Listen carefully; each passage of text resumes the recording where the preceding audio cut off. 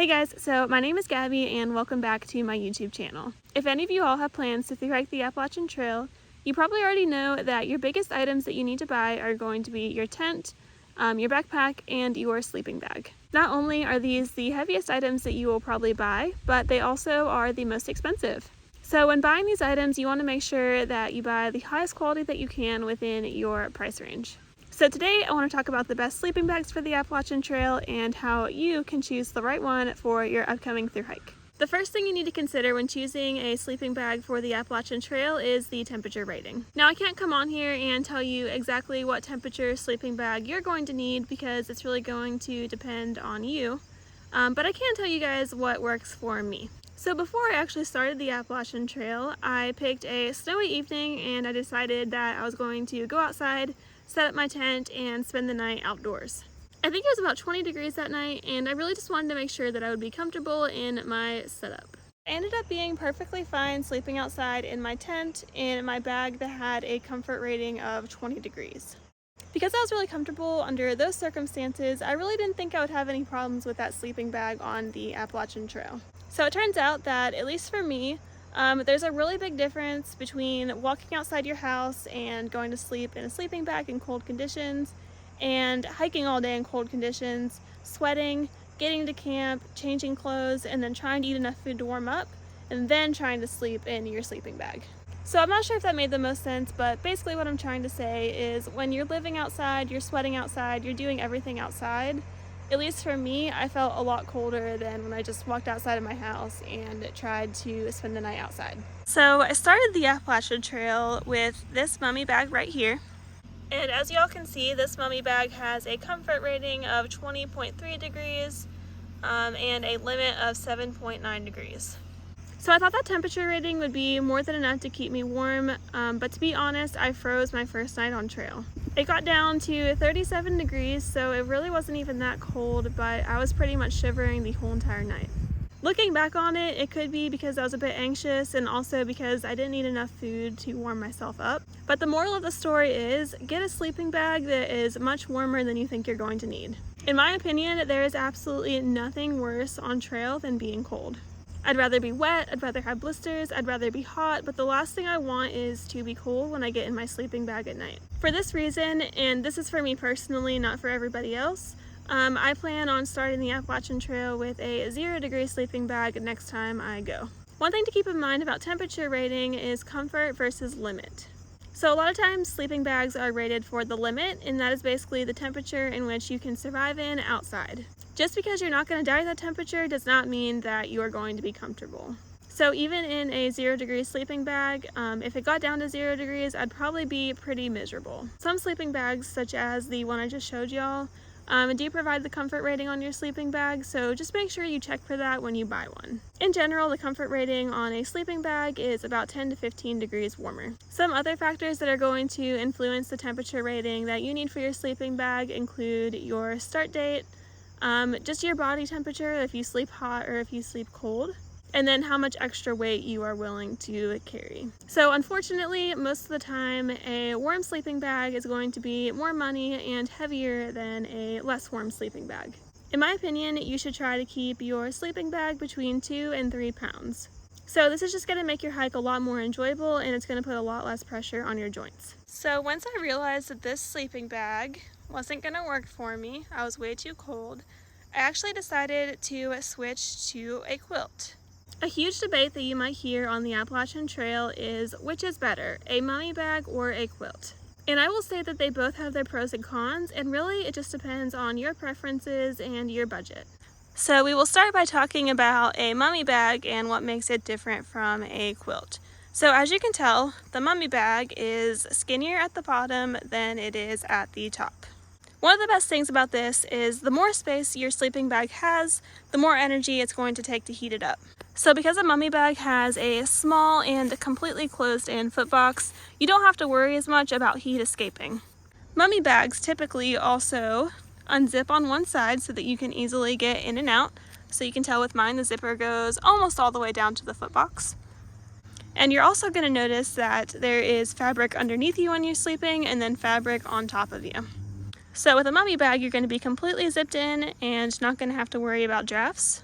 But some people do believe that this fabric on the bottom of you while you're sleeping is kind of a waste of weight, just because when you're laying on something, it's not really insulating you as much. Something else that you're going to notice about the mummy bag is that it has a hood, and it also has a draft collar. So when you get in this thing and you zip it all the way up, you can pretty much make it so that only your nose and your mouth are exposed, and that will just keep you extra warm. Alright, so now let's move on and talk about quilts.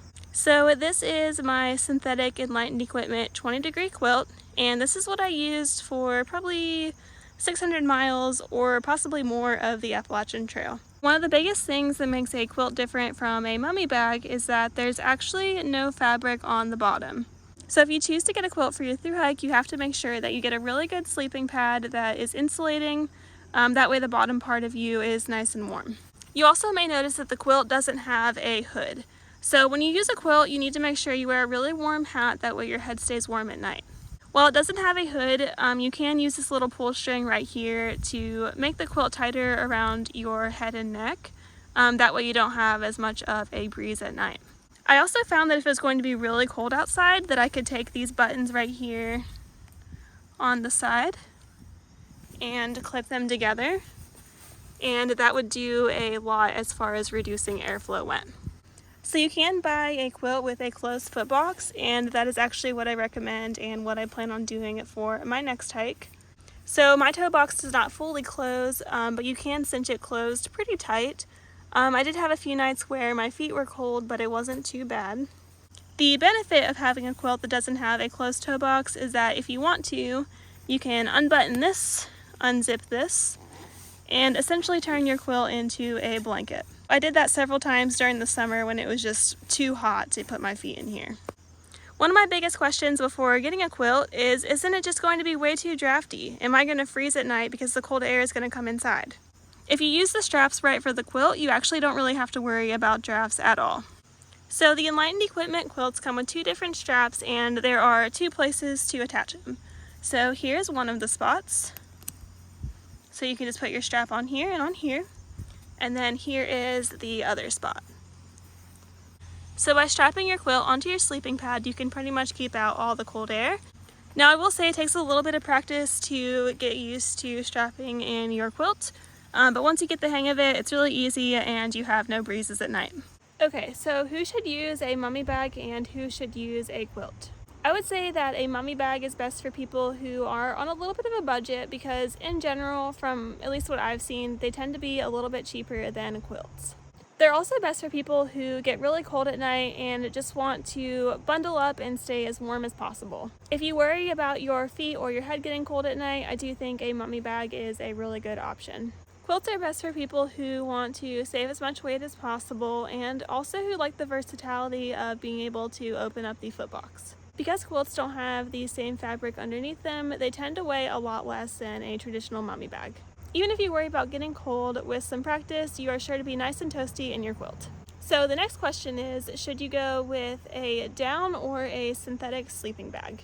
Before I started my Appalachian Trail thru hike, I will admit that I had a huge fear of my sleeping bag getting wet at night and then being super cold while out on trail. For those of you who do not know, down tends to lose its insulating property when it gets wet.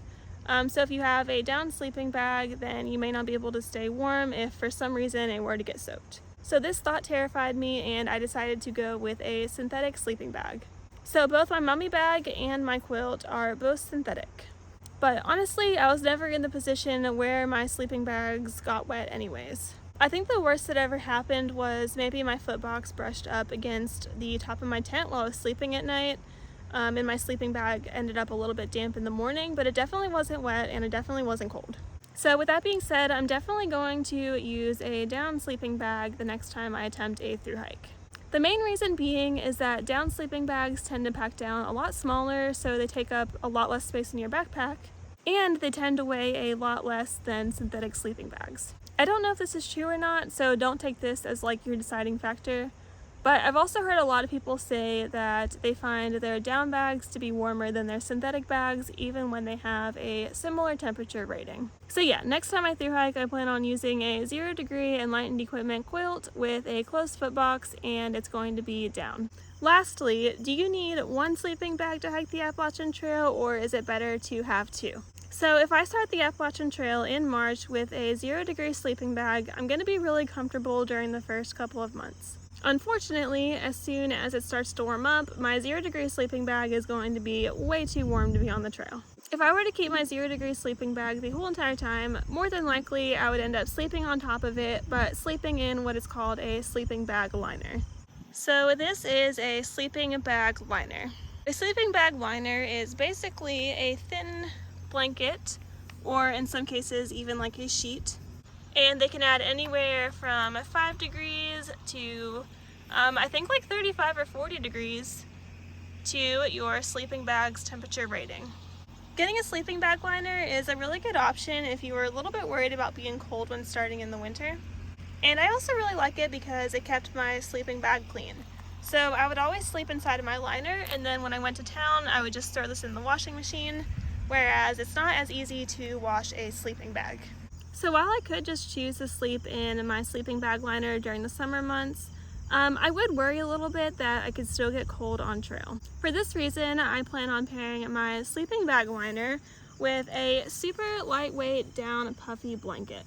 So this puffy down blanket by Get Out Gear only weighs about 1 pound, and it adds about 10 to 15 degrees to your sleep system. In my opinion, this blanket is absolutely perfect for winter backpacking because, as you can see, it also packs down really small. So here's the size of the down puffy blanket in comparison to my giant enlightened equipment quilt.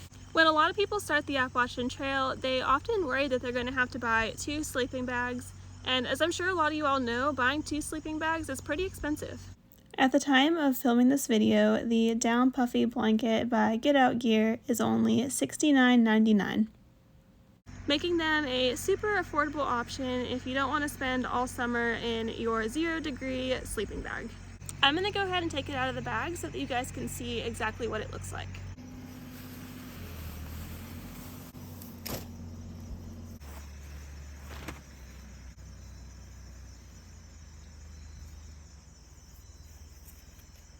Alright, and there it is.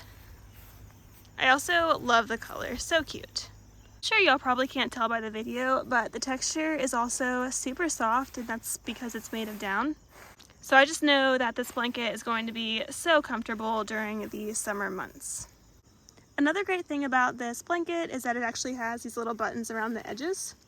So if you were hanging out with some other hikers around the fire at night, you can actually snap these closed and be nice and warm and comfy. Now I will say that Get Out Gear did send me this blanket to test out and use and share it with you all, but I will always be honest with you guys on this channel, and if there's something that I really don't like or don't recommend, I definitely won't share it on here. And I really think that this puffy blanket is awesome, and I really can't wait to use it on my thru hike. So yeah, I will link to them below, and feel free to go and check them out because I really do recommend this blanket. But anyways, that is going to be it for this video. Please let me know down in the comments if you have any questions about choosing a sleeping bag for your upcoming Appalachian Trail thru hike. And as always, please like and subscribe. It really just helps my channel grow. I will see you guys next time. Bye!